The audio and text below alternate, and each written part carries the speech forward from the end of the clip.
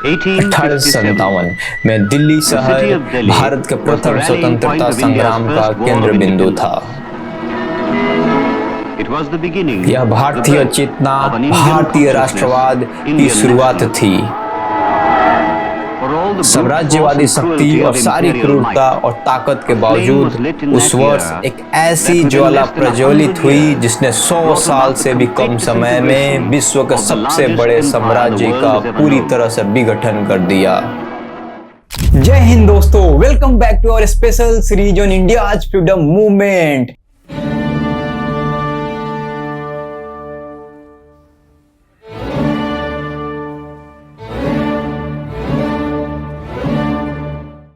पिछले एपिसोड में हमने 1857 के विद्रोह के बारे में जाना जिसने स्वतंत्रता संग्राम की नींव रखी। आज हम बात करेंगे भारतीय राष्ट्रीय कांग्रेस के उदय और साइमन कमीशन के विरोध की, जिसने इस संघर्ष को एक संगठित रूप दिया। 1857 के विद्रोह के बाद अंग्रेजों ने भारत में अपने पकड़ मजबूत करने के लिए कई कदम उठाए। उन्होंने भारतीय समाज में फूट डालने के लिए फूट डालो और राज करो की नीति अपनाई। इस दौरान भारतीय समाज में भी कई बदलाव हो रहे थे। भारतीयों में एक नई जागरूकता और एकता की भावना जाग रही थी। कुछ ही समय बाद 1885 में भारतीय राष्ट्रीय कांग्रेस का गठन हुआ। इस गठन की स्थापना ब्रिटिश अधिकारी एलन ऑक्टेवियन ह्यूम ने की थी, लेकिन इसके पीछे भारतीय नेताओं की भी महत्वपूर्ण भूमिका थी। एलन ऑक्टेवियन ह्यूम, एक ब्रिटिश सिविल सेवक, ने महसूस किया कि भारतीयों को संगठित होकर अपने अधिकारों के लिए संघर्ष करना चाहिए। उन्होंने भारतीय नेताओं को एक मंच पर लाने की कोशिश की। भारतीय राष्ट्रीय कांग्रेस के पहले अध्यक्ष भूमेश चंद्र बनर्जी चुने जाते हैं। 28 दिसंबर 1885 को मुंबई में कांग्रेस का पहला अधिवेशन होता है, जिसमें देश भर के 72 प्रतिनिधियों ने भाग लिया। भारतीय राष्ट्रीय कांग्रेस के उदय के साथ ही कई प्रमुख नेता भी सामने आए, जिन्होंने इस संगठन को मजबूत किया और स्वतंत्रता संग्राम को एक नई दिशा दी। जैसे कि दादा भाई नौरोजी, जिन्हें grand old man of the India कहा जाता है, कांग्रेस के शुरुआती नेताओं में से एक थे। उन्होंने ब्रिटिश संसद में भारत की गरीबी और शोषण की बात रखी। गोपाल कृष्ण गोखले एक उदारवादी नेता थे, जिन्होंने सामाजिक सुधारों और संवैधानिक तरीकों से स्वतंत्रता प्राप्त करने पर जोर दिया। वे महात्मा गांधी के राजनीतिक गुरु भी थे। बाल गंगाधर तिलक, जिन्हें लोकमान्य भी कहा जाता है, एक गरम दल के नेता थे। उन्होंने स्वराज मेरा जन्मसिद्ध अधिकार है का नारा दिया और जनता को स्वतंत्रता के लिए प्रेरित किया। अब हम बात करेंगे लाला लाजपत राय की, जिन्हें पंजाब केसरी भी कहा जाता है। लाला लाजपत राय का जन्म 28 जनवरी 1865 को पंजाब के धूडी के गांव में हुआ था। वे भारतीय स्वतंत्रता संग्राम के प्रमुख नेताओं में से एक थे और उन्हें गरम दल का हिस्सा माना जाता था। लाला लाजपत राय का प्रारंभिक जीवन बहुत ही साधारण था, लेकिन उनकी शिक्षा ने उन्हें समाज के प्रति जागरूक बनाया। उन्होंने अपनी प्रारंभिक शिक्षा रेवाड़ी और बाद में गवर्नमेंट कॉलेज लाहौर से प्राप्त की। वे वकील बने और जल्द ही स्वतंत्रता संग्राम में सक्रिय हो गए। उन्होंने 1907 में पंजाब में किसानों के आंदोलन का नेतृत्व किया और ब्रिटिश सरकार के अत्याचारों के खिलाफ आवाज उठाई। उन्होंने बाल गंगाधर तिलक और बिपिन चंद्र पाल के साथ मिलकर लाल पाल त्रिमूर्ति बनाई, जो गरम दल की प्रमुख ताकत बनी। 1928 में जब ब्रिटिश सरकार ने साइमन कमीशन भारत भेजा, तब लाला लाजपत राय ने इसका कड़ा विरोध किया।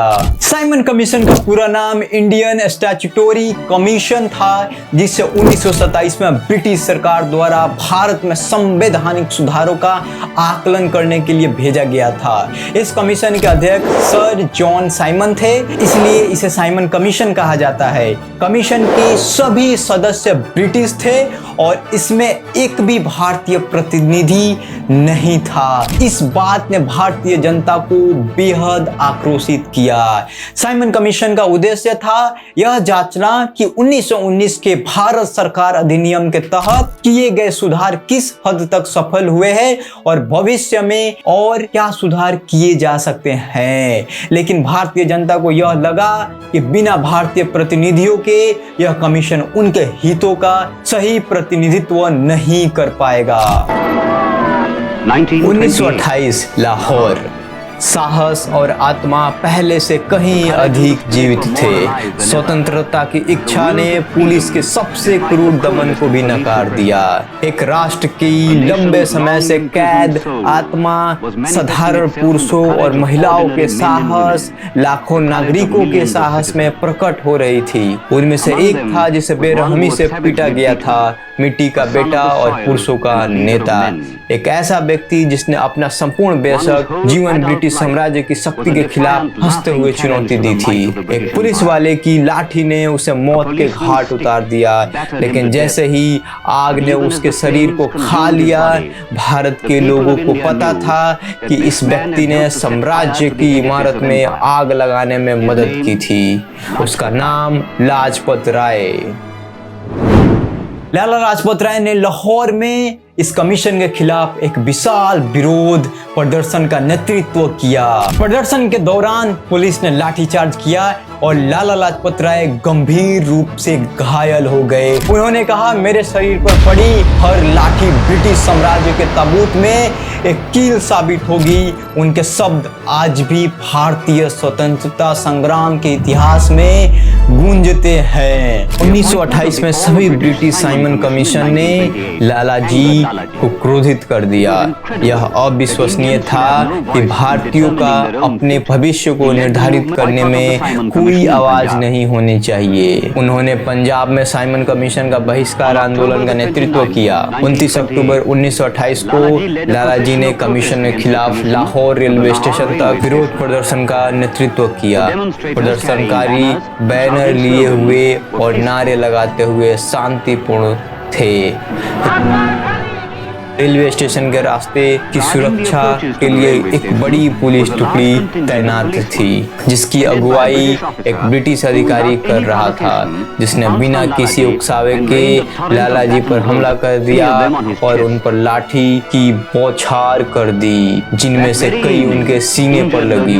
उसी शाम घायल होने के बावजूद उन्होंने अपने डॉक्टर की सलाह को अनदेखा किया और एक विशाल सार्वजनिक सभा को संबोधित किया। उन्होंने घोषणा की, आज हम पर किया गया हर प्रहार ब्रिटिश साम्राज्य के ताबूत में एक कील साबित होगी। इस अदम्य व्यक्ति ने अपने साहस की सर्वोच्च कीमत चुकाई। वह अपनी चोटों से 18 दिन बाद 17 नवंबर 1928 को उस राष्ट्र द्वारा शोकित, जिसकी उन्होंने इतनी अच्छी तरह सेवा की थी, मृत्यु हो गई। पंजाब का शेर अब नहीं रहा, लेकिन जैसा महात्मा गांधी ने कहा था, लाला लाजपत राय मर चुके हैं, लाला जी अमर हैं। लाठीचार्ज के कुछ हफ्तों बाद 17 नवंबर 1928 को लाला लाजपत राय की मृत्यु हो गई। उनका बलिदान भारतीय स्वतंत्रता संग्राम के इतिहास में अमर हो गया। उनकी मृत्यु ने भारतीयों के दिलों में ब्रिटिश शासन के खिलाफ आक्रोश को और बढ़ा दिया। लाला लाजपत राय का बलिदान भारतीय स्वतंत्रता संग्राम के लिए एक प्रेरणा स्रोत बन गया। उनकी साहस और संघर्ष की भावना ने कई युवाओं को स्वतंत्रता संग्राम में शामिल होने के लिए प्रेरित किया। उस समय भारतीय राष्ट्रीय कांग्रेस का मुख्य उद्देश्य भारतीयों के अधिकारों की रक्षा करना और ब्रिटिश सरकार के सामने उनकी मांगे रखना था। कांग्रेस ने समय समय पर कई मांगे उठाई, जैसे प्रशासनिक सुधार, भारतीयों को सरकारी नौकरियों में आरक्षण और आर्थिक शोषण को रोकना। कांग्रेस ने अपने शुरुआती वर्षों में कई सफलताएं हासिल की। ब्रिटिश सरकार ने कांग्रेस की मांगों पर ध्यान देना शुरू किया और कुछ सुधार भी किए। हालांकि ये सुधार पर्याप्त नहीं थे, लेकिन इससे भारतीयों में आशा की किरण जगी। कांग्रेस के भीतर जल्द ही दो धड़े बन गए, नरम दल और गरम दल। जैसा कि हमने अभी बात किया था, लाला लाजपत राय गरम दल से आते हैं। नरम दल जिसमें गोपाल कृष्ण गोखले जैसे नेता शामिल थे, शांतिपूर्ण और संवैधानिक तरीकों से स्वतंत्रता प्राप्त करने पर विश्वास रखते थे। दूसरी ओर गरम दल जिसमें बाल गंगाधर तिलक, लाला लाजपत राय और बिपिन चंद्र पाल जैसे नेता शामिल थे, ने उग्रवादी तरीकों से संघर्ष करने की वकालत की। 1915 में महात्मा गांधी के भारत लौटने के बाद कांग्रेस में एक नई ऊर्जा आई। गांधी जी ने सत्याग्रह और अहिंसात्मक आंदोलन के माध्यम से स्वतंत्रता संग्राम को एक नई दिशा दी। भारतीय राष्ट्रीय कांग्रेस का उदय और उसका संघर्ष भारतीय स्वतंत्रता संग्राम की एक महत्वपूर्ण कड़ी है। यह संगठन देश के स्वतंत्रता के सपने को साकार करने में अहम भूमिका निभाया। अगले एपिसोड में हम बात करेंगे असहयोग आंदोलन की, जिसने जालियांवाला बाग से चोरा चोरी तक भारतीय स्वतंत्रता संग्राम को एक नई दिशा दी। और इस एपिसोड में हम कुछ प्रमुख क्रांतिकारियों जैसे भगत सिंह, शिवराम राजगुरु, सुखदेव और चंद्रशेखर आजाद के बारे में भी जानेंगे। बने रहिए हमारे साथ और जानिए भारतीय स्वतंत्रता संग्राम की अन्य महत्वपूर्ण कहानियों को। Thank you for watching. If you enjoyed this video, don't forget to like, share and subscribe to our channel. See you in the next episode. Jai Hind.